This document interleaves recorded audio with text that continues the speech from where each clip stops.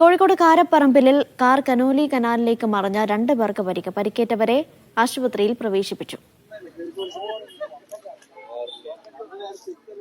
ഷിത ജഗത്ത് വിവരങ്ങൾ നൽകും. ഷിത, എന്താണ് സംഭവിച്ചത്?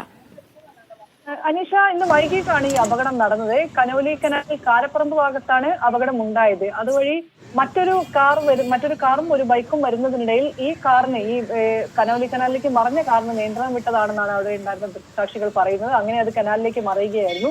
കനാലിൽ ഈ പായൽ അടിഞ്ഞു കൂടിയത് നമുക്ക് കാണാം. അതിന് മുകളിൽ തങ്ങി നിൽക്കുന്ന നിലയിലാണ് ആ കാർ ഉണ്ടായിരുന്നത്. അവിടെ ഉണ്ടായിരുന്ന പ്രദേശത്ത് ആ സമയത്തുണ്ടായിരുന്ന ആളുകളാണ് ഓടിയെത്തി ഇത് കാറിൽ ഉണ്ടായിരുന്ന 2 പേരെ രക്ഷപ്പെടുത്തിയത്. അമ്മയും മകനുമായിരുന്നു കാറിൽ ഉണ്ടായിരുന്നത്. കാര്യമായുള്ള പരിക്കുകളില്ല.